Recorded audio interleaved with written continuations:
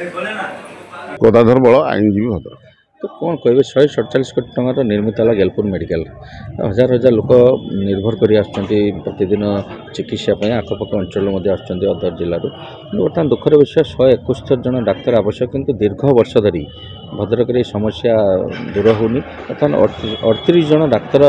कार्य करफल कि अकारण अनेक जीवन जाऊँगी चिकित्सा अभाव कौन कहे देखते आज्ञा भद्रक इमती गोटे जिला इमती हेडक्वार्टर गोटे ये आप बालेश्वर जिलार सुर अंचल आंदपुर एपटे जाजपुर जिलार किसी अंचल एवं केन्द्रापड़ा जिलार किसी अंचल ये राजकनिका अंचल ये स्वास्थ्य सेवा उपर भद्रक उपर पूरा संपूर्ण निर्भर करती आ भद्रकवासी बुद्धिजीवी मान दीर्घदिन दाबी पर विगत सरकार रे गोटे कोटी कोटी टका खर्च करके 47 कोटी टका प्राय खर्च करके गोटे मेडिकल कराला जो मेडिकल केवल रेफराल डाक्तर माने अच्छी जा पहुँचला पूर्वर जहाँ होता से कटक रेफर करदे ये स्वास्थ्य सेवा संपूर्ण विपर्यस्त हो पड़ी आपड़ कौन डिपार्टमेंट रे जिबे ना डाक्तर अच्छा ना स्वास्थ्य सेवा ठीक जोगे दिया फल भद्रक जिलार जो स्वप्न दीर्घ दिन नुआ सरकार आसला पर जो आशा ता क्रमशः मौली जाऊँगी लोक मानकर निश्चित दाबी रही ना भी डाक्तर संख्या आवश्यक डाक्तर सबू विभाग जड़े जड़े मिनिमम डाक्तर दिंतु जहाँफल कि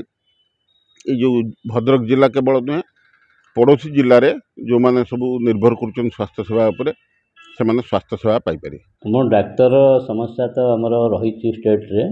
सब जिले रही आमर जोटा कहले ठीक कथा 171 डाक्तर आमर रहा कथा हेडक्वार्टर रे किंतु ता जगह आमर 38 जन डाक्तर अच्छा से जोटा कहले जो जी परिवार सेवा पाइबा कथा दे होनी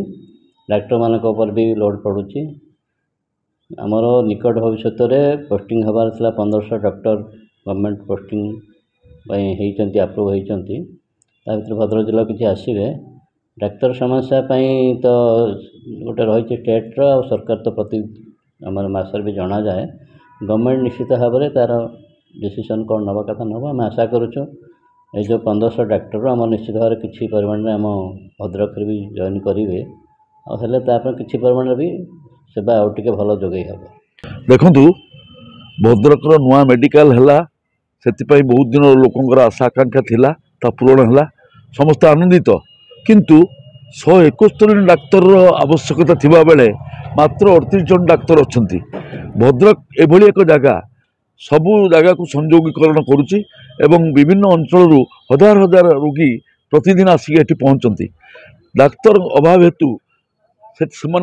उपयुक्त स्वास्थ्य सेवा पाई पार ना